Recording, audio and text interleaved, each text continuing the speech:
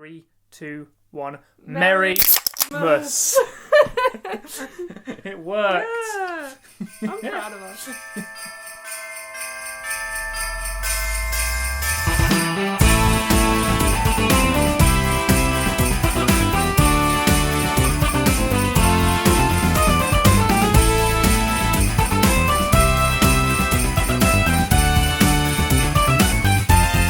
Scavenger's Banquet. Hello. Again, it's us. It is us. Now, you may be wondering where in the heck we've been. And there is a very good reason. You may remember in the previous episode, which came out in August. Yeah. Oh, Jesus. Was it really I'm August? pretty sure it was August. Damn. Okay. Anyway. You may remember that we made the big dramatic reveal that I've got an inflammatory bowel disease. That goes some way to explaining where we've been. Yes, Nick has been very unwell. I'm not anymore. But from the beginning of October to the middle of November, I was dying. Yes, he really was. I kept getting messages being like, cool, so we can't do scavengers anymore because I'm like, I'm not okay right now. I don't think it wasn't quite like that, but you came round. You came round to my student house. I was about to call it a lovely student house, but that would be an overstatement. Is any student house truly lovely? She came round and we were about to record, and then I just got very tired because. Yeah, the life drained from his body extremely fast. That's not the only thing that's drained from my body.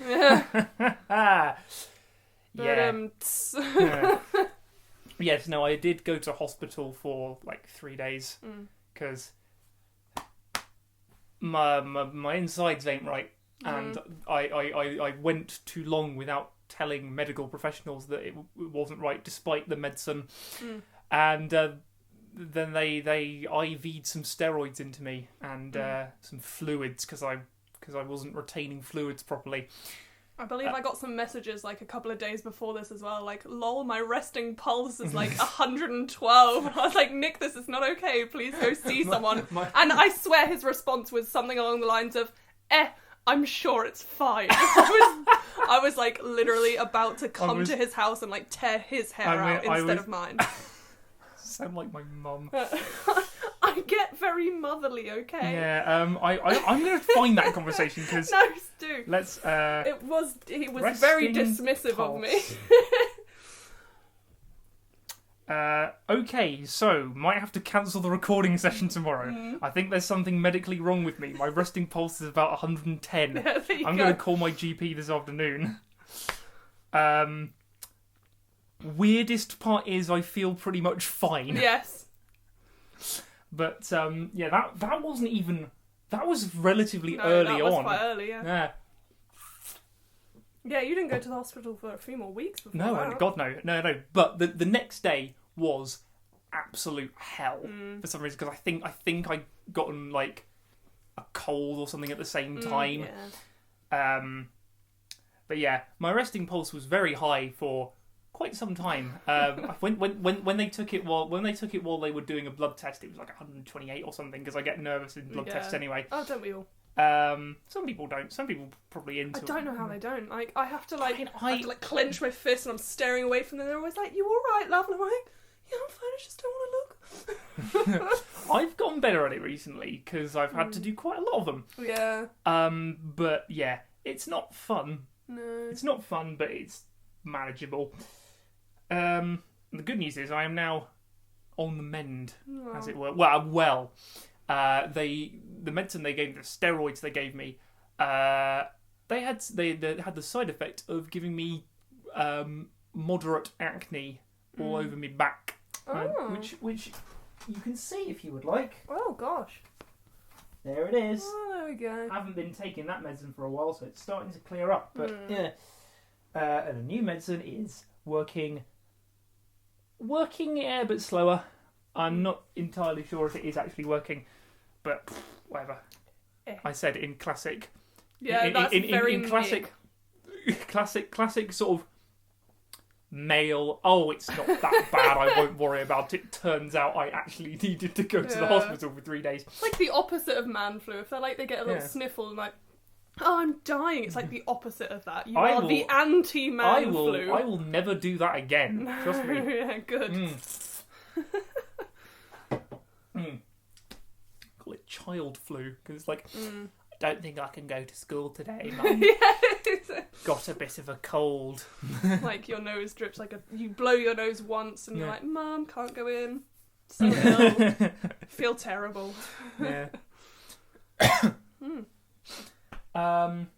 So that's the story of why we haven't been doing anything recently. But well, I mean, it's also because we're students. And yeah, we've got I mean, first semester of second year has been slapping me pretty hard. I don't know about Nick, but well, I seem to be very busy all of the time. I got extenuating circumstances because I was dying, so I got 3 weeks longer to do everything because I was incapacitated for 3 weeks. But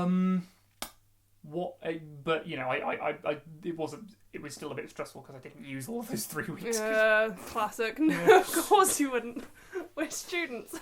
Yeah. Get 3 weeks to do something, do it in 3 days.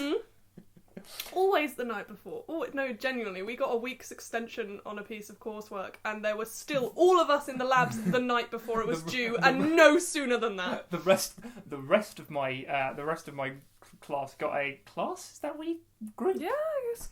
Yeah. Whatever. I don't know. They always call it a cohort for us, and that feels weird. The rest cohort, sure. The rest of my cohort did get a week's extension. I got 3 weeks. Yeah.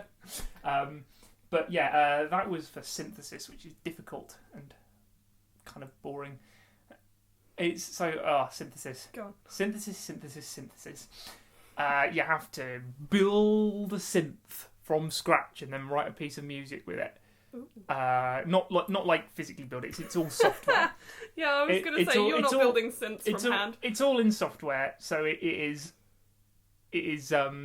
not physically demanding, but it is complicated, mentally demanding. It's like BTEC coding. You could have just said any type of coding, and I would have instantly been like, "Oh yeah, hell." Well, no, it's not. It's, coding. No. What I'm saying is, right. This is probably not as hard as coding. The synth thing. Yeah, not as difficult as coding. I don't know. I don't really do coding, but I've heard it's horrible. Please don't. Please, for the love of God, don't do coding. Unless you're really, really good at coding, like you're naturally good at coding. Otherwise, just don't. The thing is, building synths is like getting a photographer to build their own camera. It's like you can do it if you want really specific results, but other people have done it better. Yeah. So why would you? Why would you bother? Why would you bother? But you know, you like people. You can get really good results. So it's probably not as much like it's not like that. It's not a perfect analogy. What is it like? I don't know. It's like a painter blending their own colour to get exactly the colour they want, but they could just go out and buy a close enough shade for much less effort. Yeah. Right, so that's where we've been. Yes. Out and about. As we're recording this, it is Christmas Eve. It is. And several important media events have happened recently, which we will discuss. They are Star Wars: The Rise of Skywalker, Cats, and The Witcher. Don't worry, there will be no spoilers, by the way, because I still haven't seen Star Wars. Yes. So Nick can only hint at no things. Star Wars spoilers. I'll tell you the general vibe of it. Yeah. Neither of us have seen Cats, but we've seen terrible... We've seen so many terrible things. Fantastic reviews in the sense that they are all baffling and, like, just brilliant. Yep. So. And I have seen episode 1 of The Witcher, so I can tell you some things about that, but not the whole series. So, Rise of Skywalker, it kind of plays out like a D&D campaign. Oh, nice. So, would be chaotic, wouldn't it? Yeah. It's Rey, Finn, Poe, and Chewie as the D&D party. Nice. With, it's like...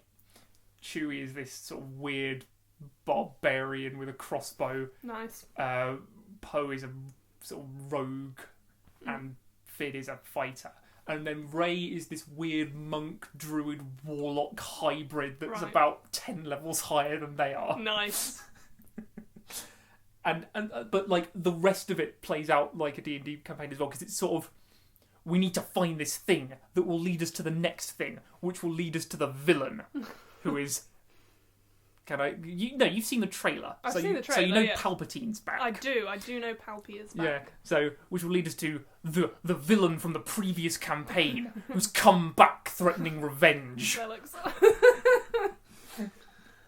Nice. And all kinds of setbacks happen, and old NPCs come back. Nice. I think Kylo Ren is very much an NPC in this story, who they try and convince. I don't know. People like try and convince him that he's good or something. I don't fucking know. I can see why you wouldn't like that about it. I quite liked it. I know as it was happening. I noticed it was happening. It was like, oh, it's like a D&D campaign. That's quite cool. Palpatine and his voice of cursed Treacle is amazing. And he does say, "Do it," of course. Yes, obviously. Yeah. And what was the other one? Oh yeah, the dark side of the Force is a pathway to many abilities some consider to be unnatural. That's my terrible Palpatine impression, because I haven't. It's not that, but his voice is just a special kind of something, isn't it? I can do better sometimes when I've got all stuff in my throat, so I can really sort of half gargle. Yeah. Do it. Kill him.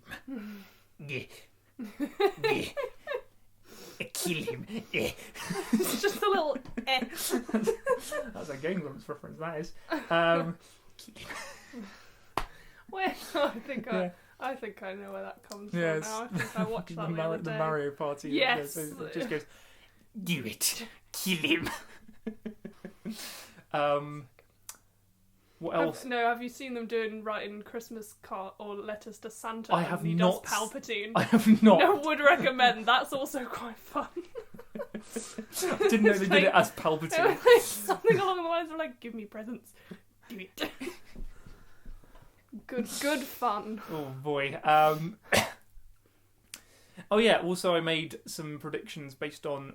Because I'm a music nerd, as you should know, I listened to the soundtrack before watching the film, and I made some predictions based on what I heard.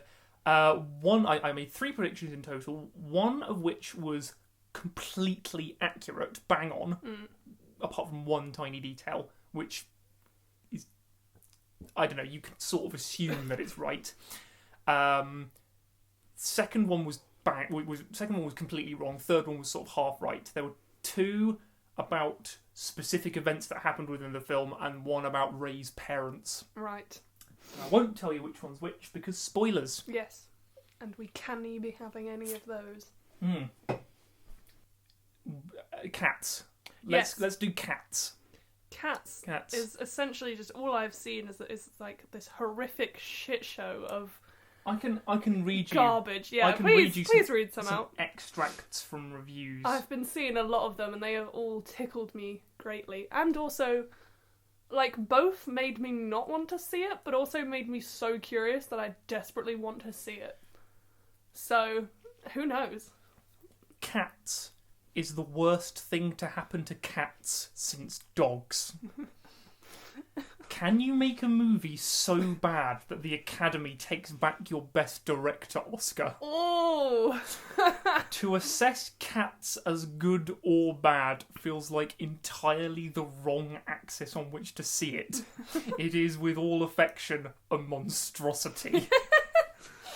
A mesmerisingly ugly fiasco that makes you feel like your brain is being eaten by a parasite.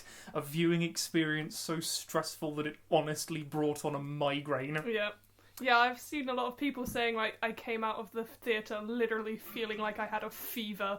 Like, what actually happened to me in there? It's hard to ruin Webber's already strange musical but Tom Hooper's wrong-headed attempt certainly tries.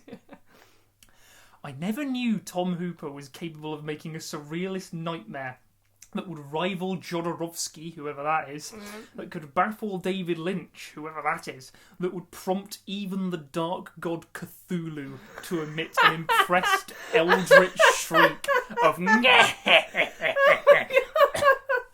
Oh, you know it's bad when Cthulhu is brought into the review. Yeah. Oh, man. And my favourite one is, my eyes are burning. Oh, God, my eyes. But, like, all of the... Like, there's been trailers on, like, everything that I've been going through, and they all also look just disturbing on a deep level. It's like the old Sonic trailer. Yes, it is like the old Sonic trailer. But they didn't fix it. I swear they came out at similar times as well. I think they did, They were like, we've fixed some of the things about the cats, and I'm like, where? Well, no. So the old Sonic trailer came out and everyone hated it, and then the Cats trailer came out and everyone hated that as well. Then later the new Sonic trailer came out and it was so much better. It was so much better. Yeah, hats off to those animators, man. They did a miracle. Yeah, and I think the good news is they weren't horrendously overworked from what I've heard. Yeah. Yeah, I've got no idea. Because that was the worry. That was a big worry. Everyone was saying they're going to be absolutely... Well, no, that's why they pushed the deadline back. The deadline? I mean, mode. They pushed the release date back by a few months to not overwork everyone. And then someone said, Cats is now my headcanon for what happens to tabaxi warlocks who break their pacts. Oh my god. But those not in D&D, tabaxi are basically what the cats in Cats are. Yeah.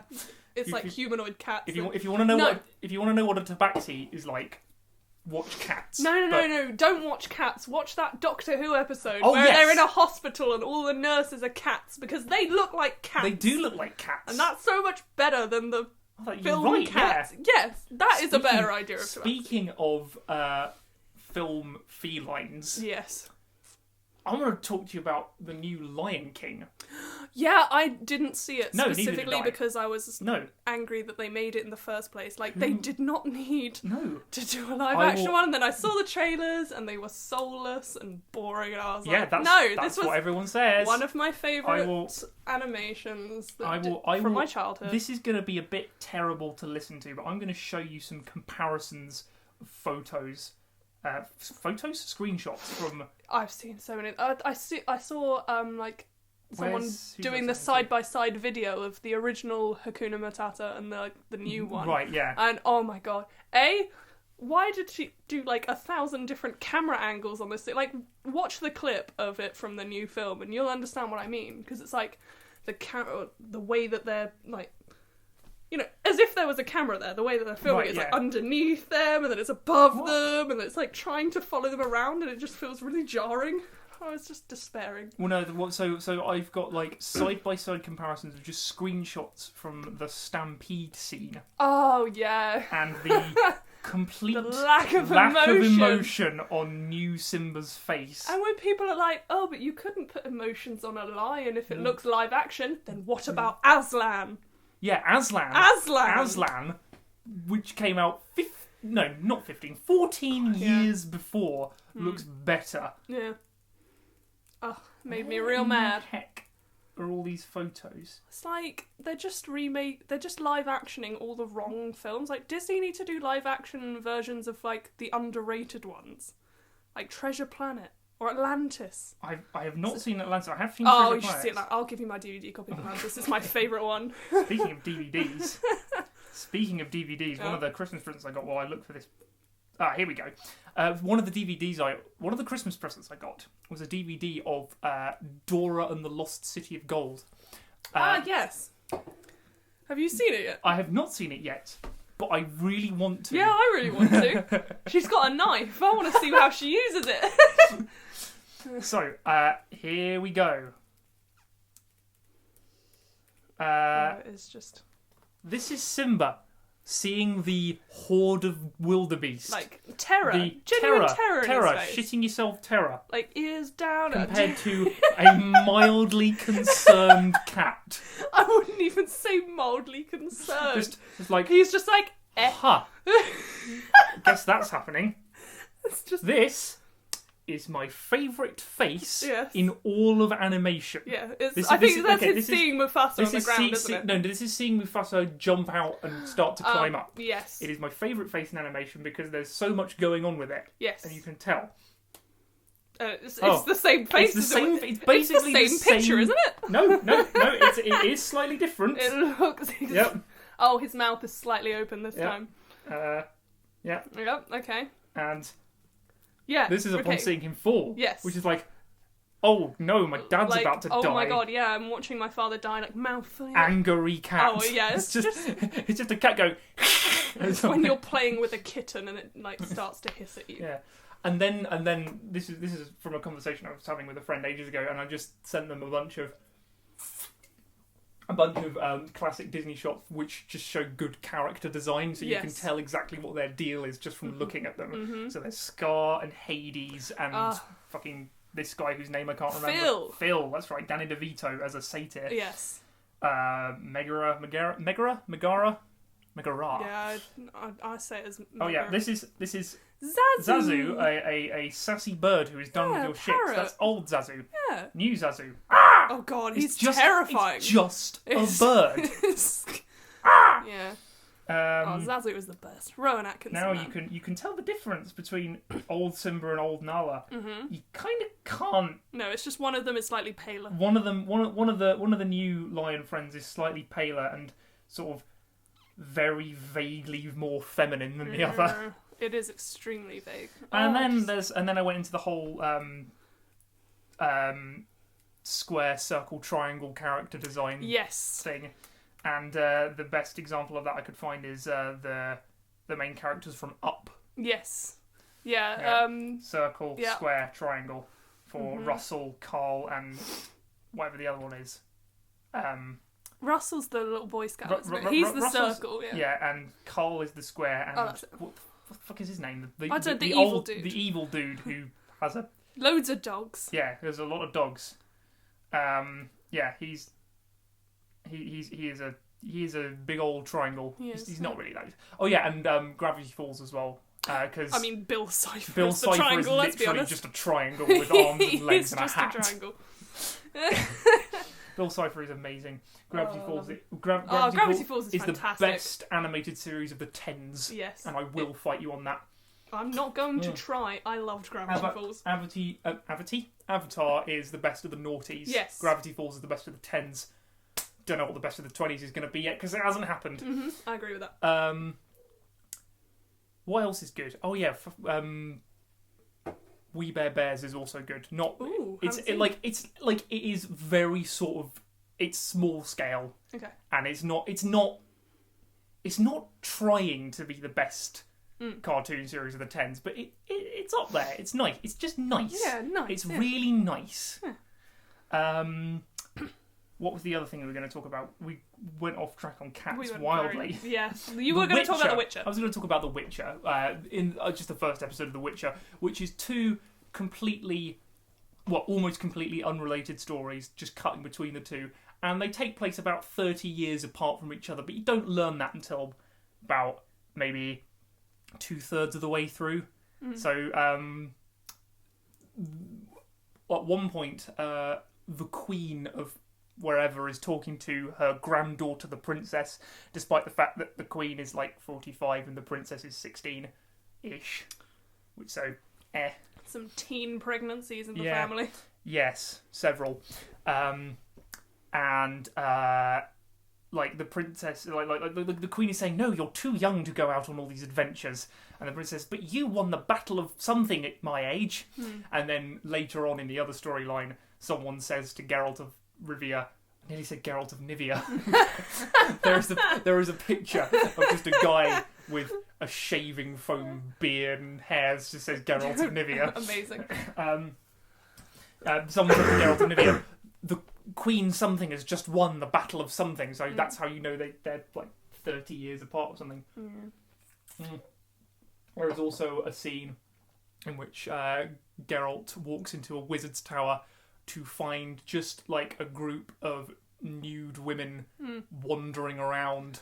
As you do. Just sort of chilling in the background for no reason. They don't say anything, they don't do anything.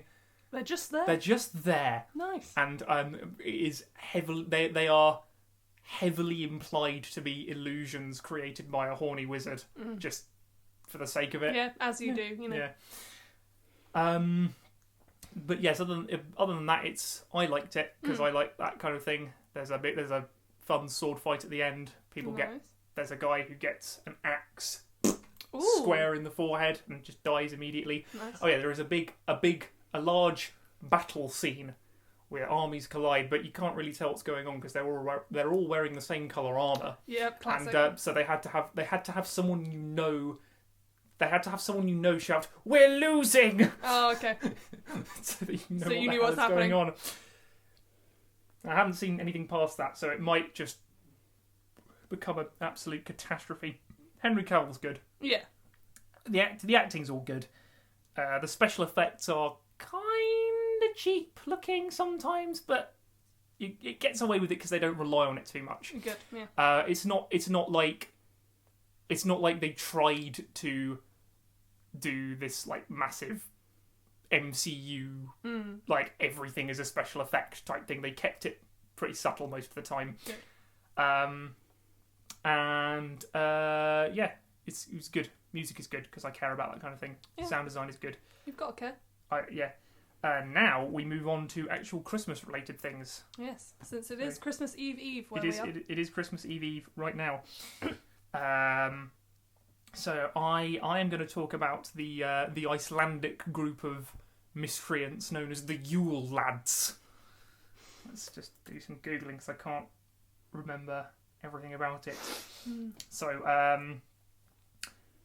There is this sort of weird family associated with Christmas in Iceland.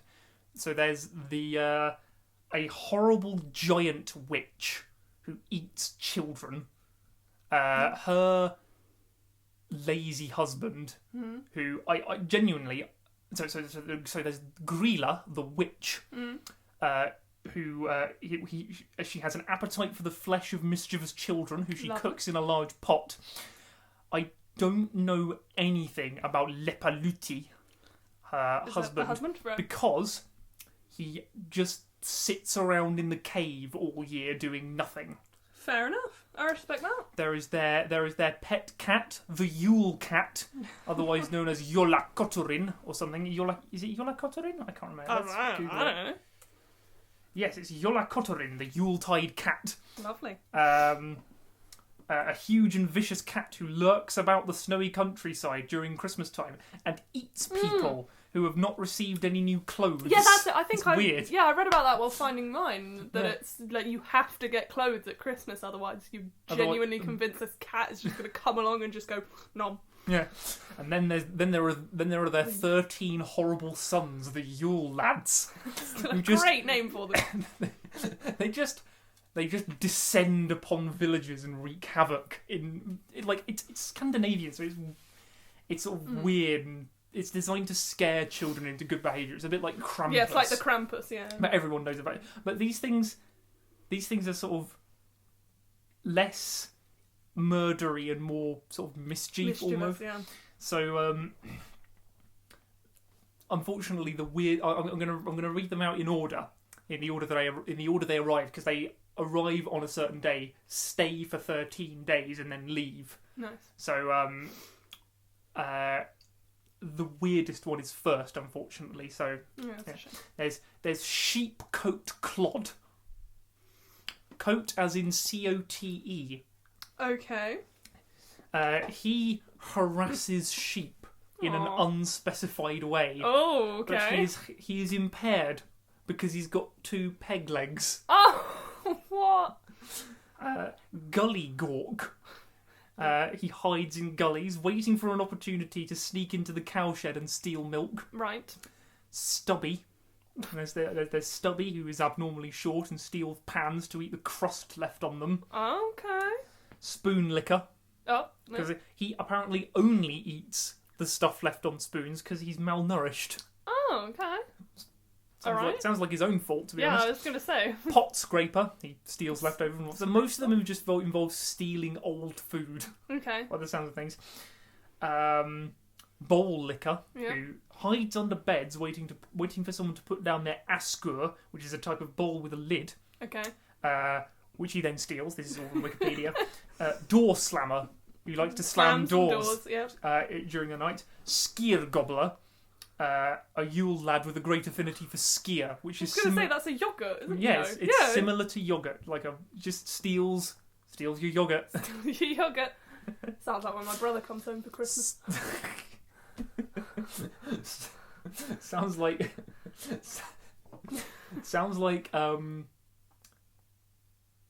who does it sound like? I don't know how to phrase this. Basically, last year I was adopted by another flat. Yes, you are.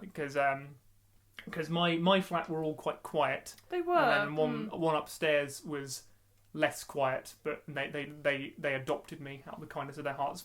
But kind of only 4 of them did, and the other 2, one of them stole yogurt. Nice. And the other one of the other 2, we didn't really see her much because she was a GSA student. Oh, okay, that makes sense. Guildford School of Acting, so she was out most of the time. Yeah, they have to do a lot of stuff because I met someone in Freshers Week that wanted to join squash, but couldn't because they were like, no, we have to go on hikes with GSA for character development. What? Yeah, she literally said next week I'm going on a hike for some kind of character development thing, and I'm like, why? To be fair, what I used to do when I was in the Scouts and we did Duke of Edinburgh Award hikes, what I did to pass the time was I just bullshitted D&D adventures off the top of my head. Nice. And we came up with several classic characters like Elwich Fagator, whose only characteristic was that he was a gay thief. Nice. Because that was hilarious when we were 15. Yes. He was trying to steal the Chanctonbury Ring, which was just because that's a circle of trees on a hill somewhere in Sussex. Yeah, it's literally just kind of like a hill. We just turned it into the One Ring type thing. Oh, yeah, nice. Where it's just, let's go and get that, shall we? Yeah. And I just fucking put all these, hello, I'm a potion seller. Would you like to buy some potions off me? And then I just say, what can I give them? A potion of freezing, whatever that does. After Skier Gobbler comes the sausage swiper. Ooh. He hides in the rafters and snatches sausages that are being smoked. Right. Window peeper. Oh no! Oh no! He's slightly unusual. He doesn't have just one thing he likes to steal. He just looks through people's windows to see what there is that he can steal and just takes his pick. Oh, okay. Doorway sniffer. These are getting real weird now. Yeah, but he uses his abnormally large nose to locate leaf bread, whatever that is. Okay.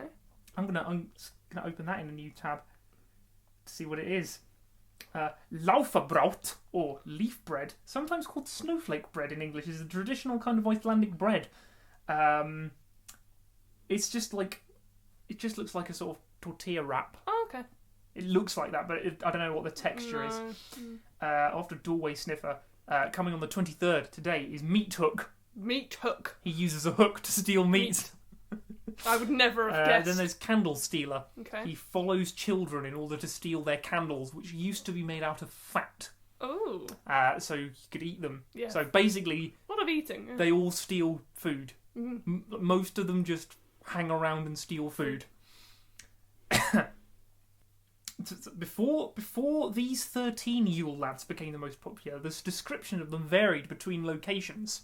Right. But Iceland has one location worthy of note, and just everywhere else is like a tiny village. Because there's Reykjavik, which has the population of Croydon or something. Nice. And like 2/3 of the population live there. 2/3 of the population of the tiny population of Iceland. And then everyone else just lives in remote villages in the harsh wilderness. Yeah. Some were said to be sons of Grilla, the witch. Others were her brothers. Some stories describe only 9 Yule lads, but every one of them still had their own characteristic prank. Nice. I really like Scandinavian folklore because Yeah. it's so like weird and vicious, but also sort of whimsical and light-hearted. Yeah. If you're not good children, the Yule lads will come and steal the crusts from your pots and then feed you to their cat. That's because the this gist of it. This is what all Scandinavian people talk like. Yeah. Yes. Exactly what they talk like. Yes. Hello, I'm the Prime Minister of Iceland. Does Iceland have a Prime Minister? I don't know. I don't know anything about Iceland, really. Who is I just know it's pretty chilly. The leader of Iceland? Let's find out. It's the President of Iceland. The current Icelandic President is Guðni Thorlacius Johannesson, who was elected in 2016. It's a good, strong name. Does he have a political party? I don't know. Let's find out. Guðni. He's published a number of works on the Cod Wars. Don't know what that is. Yeah, that's a story for another day. The Cod Wars, the 2008 to 2011 Icelandic. Oh no, that's just something else. The Cod Wars, the 2008 to 2011 Icelandic financial crisis and the Icelandic presidency, among other topics. Oh, he's independent. Oh. Well, there you go. I guess that, you don't just get ignored for being independent in Iceland. Yeah. Right. Your turn to talk about something weird. The Yule goat. Oh no, I'm doing a little something before the Yule goat. Because I found this and I thought this was equally as maybe not equally as whimsical, but it's whimsical in its own way.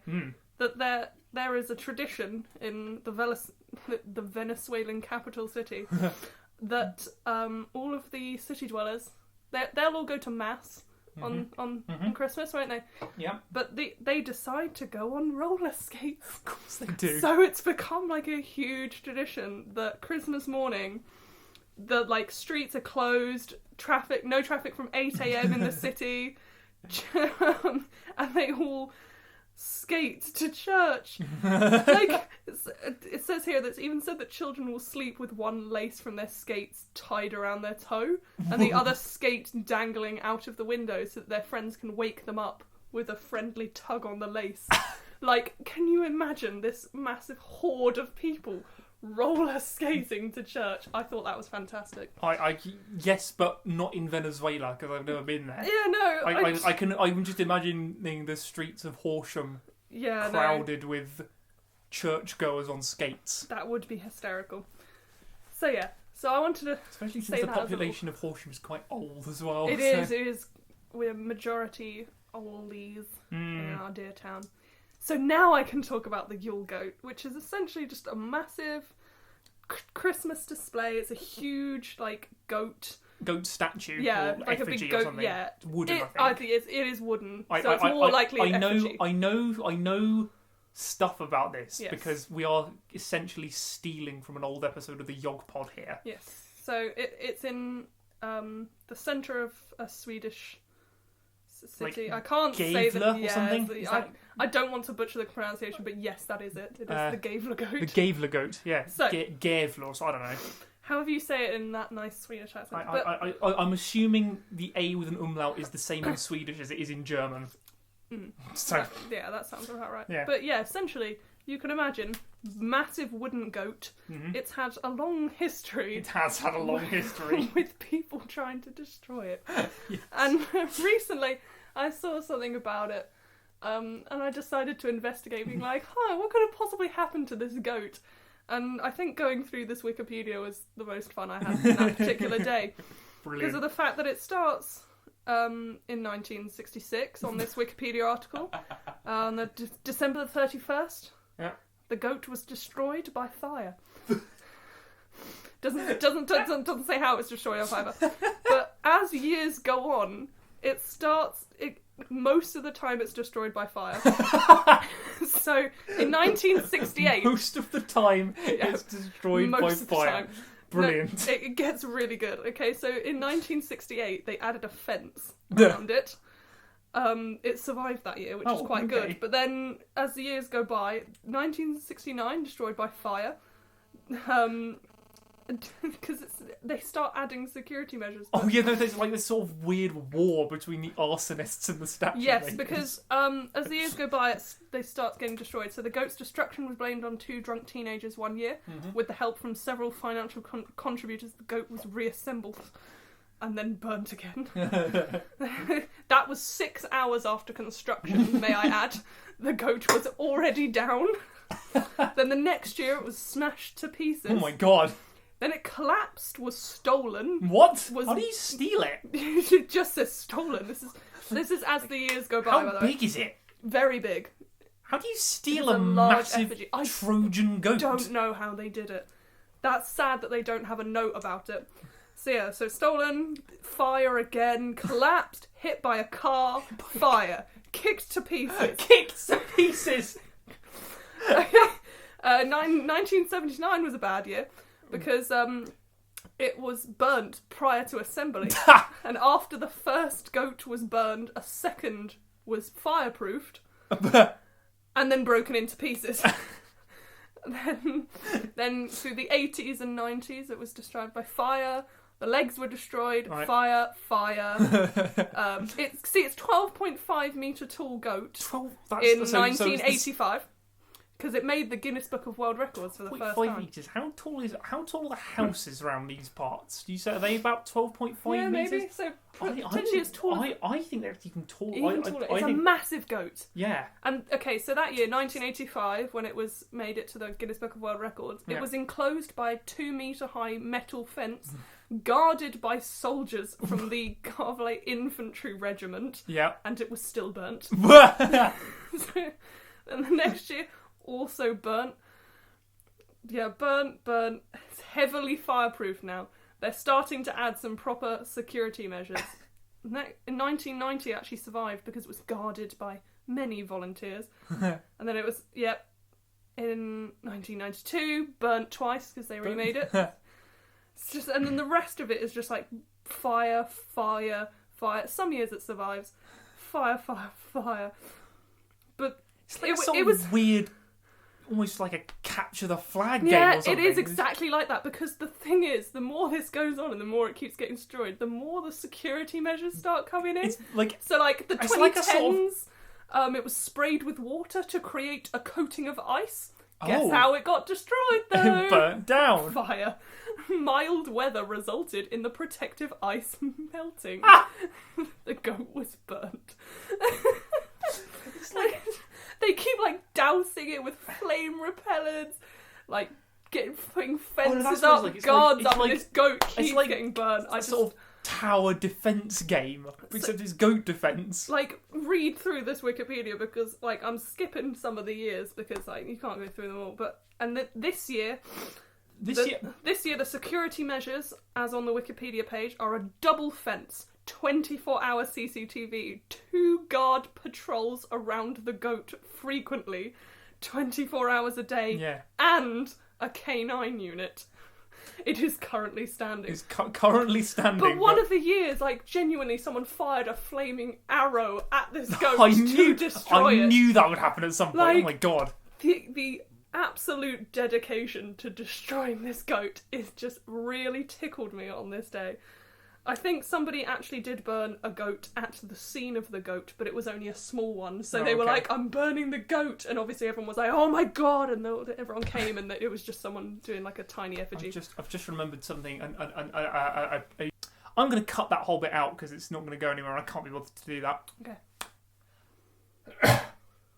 That's killed the flow, hasn't it? Jesus Christ. The next bit on the thing is... More Christmas stuff, and it's all about Saint Nicholas. Yes, Saint Nicholas. The real Santa Claus, supposedly. The inspiration for Santa Claus, at least. Yes. And my God, here we go. And I'm just going to read you the list of things that he is the patron saint of, because he's mainly known for being the patron saint of children.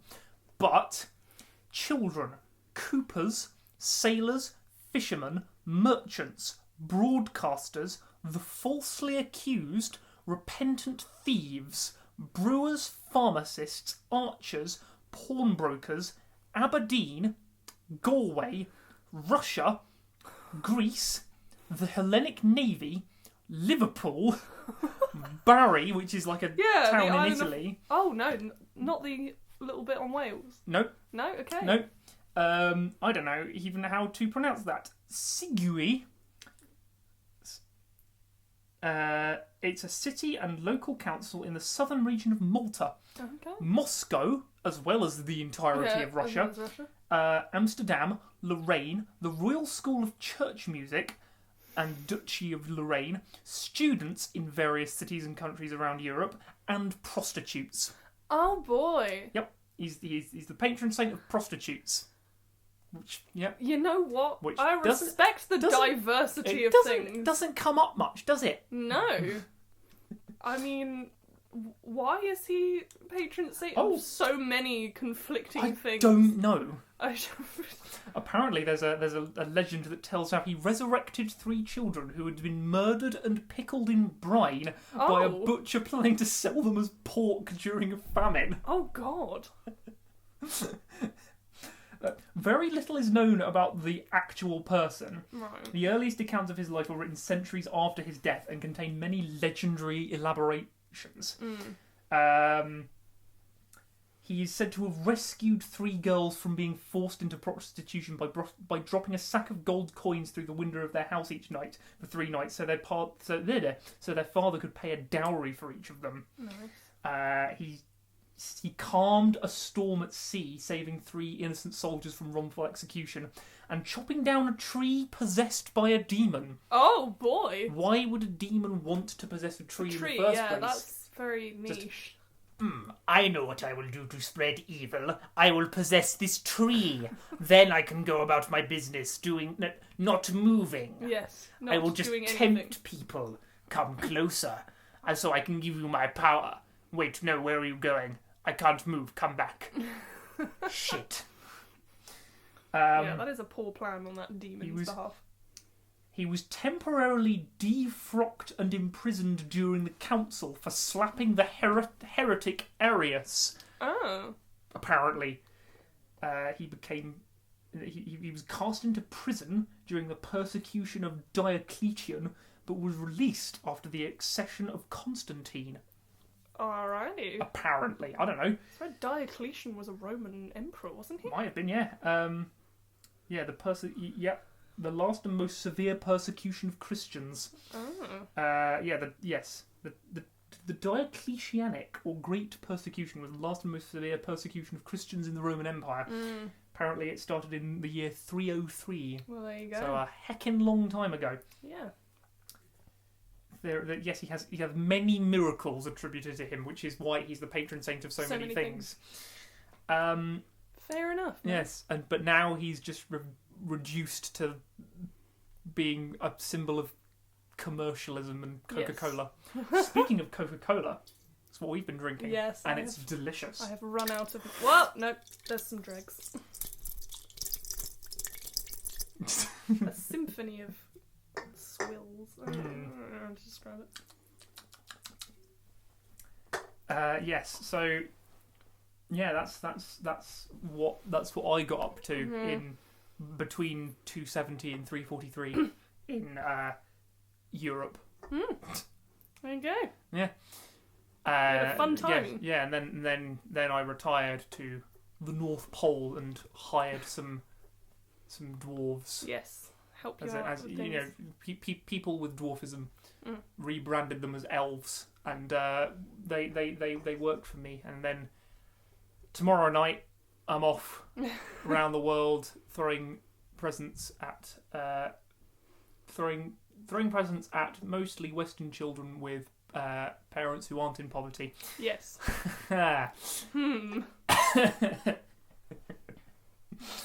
Anyway, fun. How long have we been going for? We've been going for 50 minutes. We should probably do a bit more. Yes, we should, shouldn't we? What can we do, though? Your guess is as good as mine. We've run out of stuff on the timetable. We don't have a hypothetical or a story time today. Because we were silly and didn't think about... Well, I mean... Yeah, you know. It's I don't know what it is. I don't know what I'm doing with my life. I don't know what to do. I don't know what to do! Oh, what a meme that was for a bit. A big old meme in our group chat, certainly. Christmas songs. That's a topic. I don't know how obvious that cut's going to be. Christmas songs. There are a lot of them, and they're mostly terrible. They are. Oh, I heard... Right, okay. Myself and my father in the car driving home last night. Because, God bless him, he took me to get my shit. Oh, yes, that's right. We left some stuff in Guildford. Houses, yes. And I felt very ill, so my father, bless him, stepped up and took me. I left my brother's Christmas present and my... Not this microphone, but my proper studio microphone. Nice one. And my beard trimmer, because I have a beard now, which you probably already know because you know me well enough to see me. It's a full and luscious beard if you don't. Fine, full, dignified beard. Anyway, right. We're on the road. We're driving home, and a song comes on the radio. I swear to God, it was called Vegetarian Christmas. Oh, God. I dare you to go listen to it by a band called Feet. It is by a band called Feet? Yes, by a band called Feet. And it is genuinely just about being a vegetarian at Christmas. And the second you said some of them are good and some of them are not as good, I just came straight back into my mind because it was just a surreal experience. Kind of just me and my dad quiet in the car. And that song, Vegetarian Christmas by Feet, came on, and it was Jesus Christ. Quite funny. Well, no, I you want to know how you know that Christmas songs aren't very good? Because you never hear them outside Christmas. Yes, exactly. There are, and you can't say, oh, it's just because they're about Christmas. There are songs about other things that you listen to even when that's not happening. Yes. You know, Thriller, for example, is a very Halloween song, but year-round banger. It's a bop, yeah. Yeah. What other examples are there? I mean, has anyone else been doing the Wham thing? Oh, the Whamageddon, yes. Yes, Whamageddon, that's it. Yes. We all took part in Whamageddon. Yes, for those who don't know, Whamageddon starts on the 1st of December, and the aim of the game is to go as long as possible without hearing Last Christmas by Wham. And you win if you can make it to Christmas Day without hearing it. Are any of us still going? I think Dylan and Nicole might be. Really? Oh. Yeah, I certainly haven't seen. Oh no, I've just lost in the group chat from them. Because I lost extremely early. I was the first to fall, I think. Yes, then Louis came after you. Followed, and then I lost a couple of days ago. When was that? What happened? What was I? Where? .png. I remember exactly where I was. I was in Southampton at the Christmas market. And I didn't realise it was Wham at first. What were you doing in Southampton? I was visiting my friend who goes to the University of Southampton, funnily enough. Much like my brother. Yeah. Oh. It was a pleasant trip.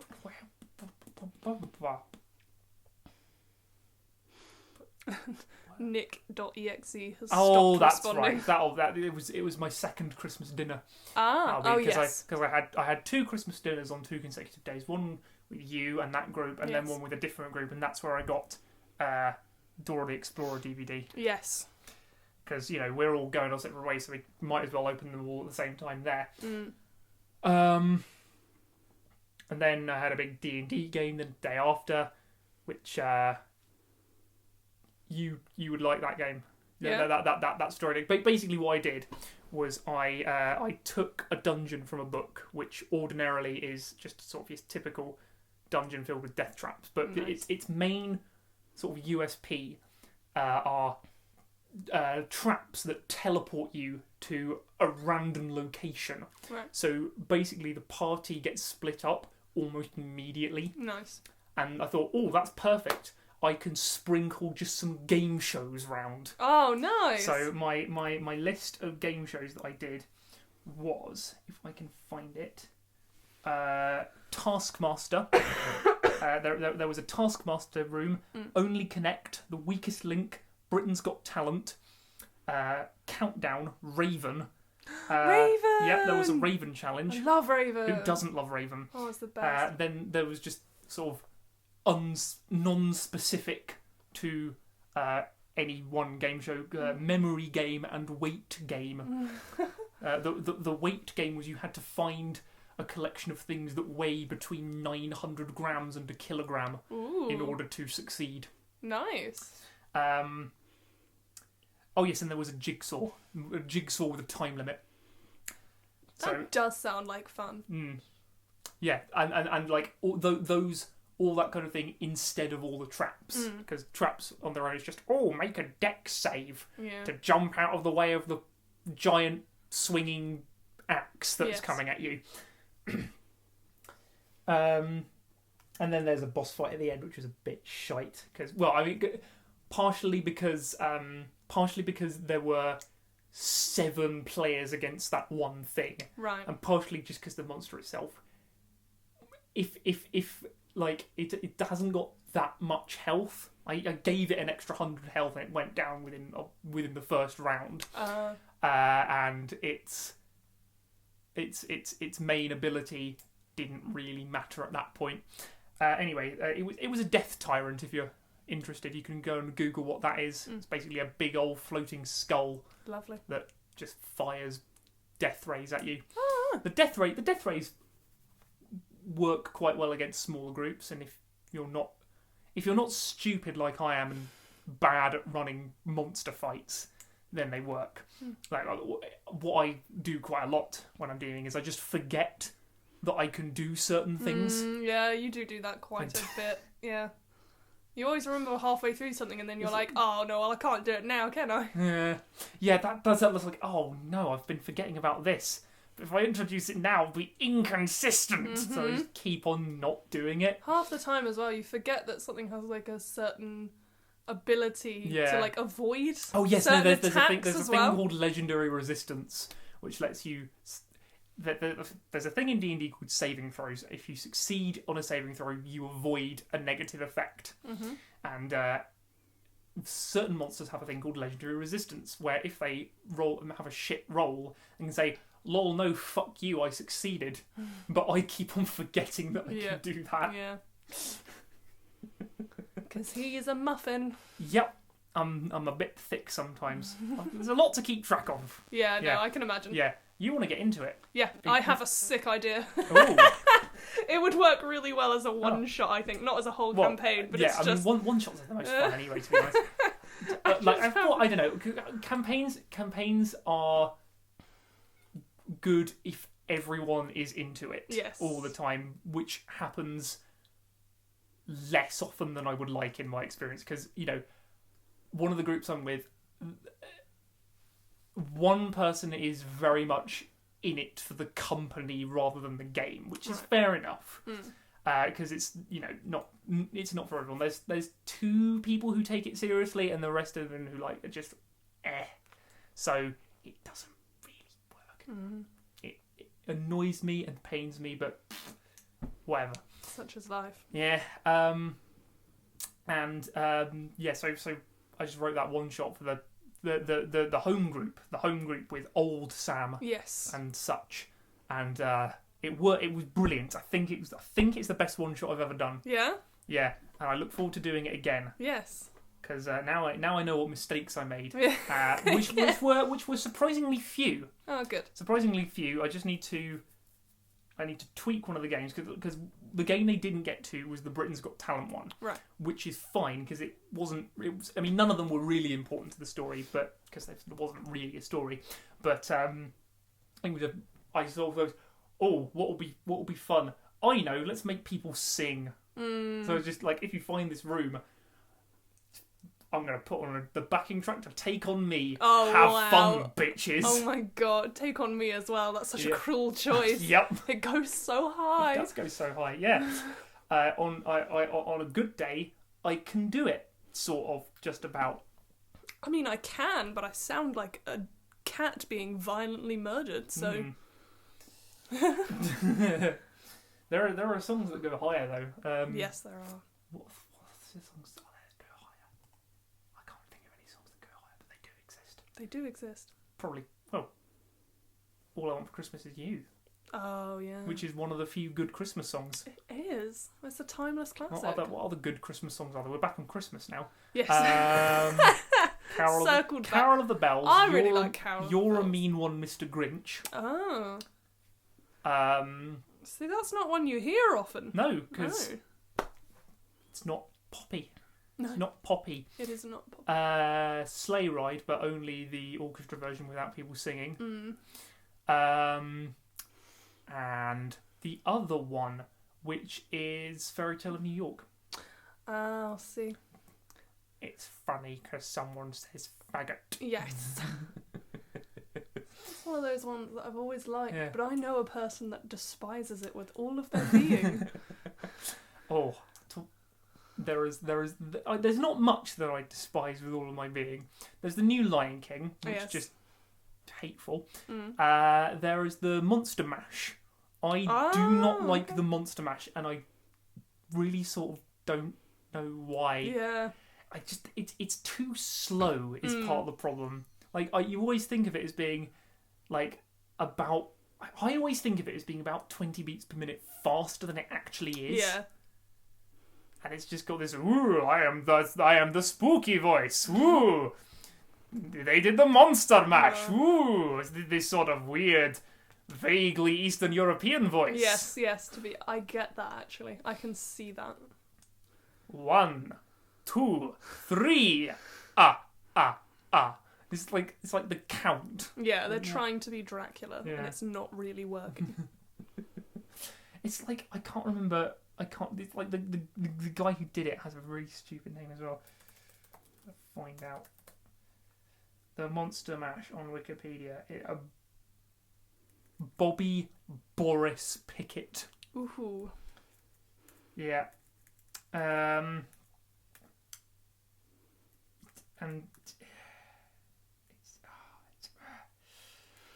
it just annoys me.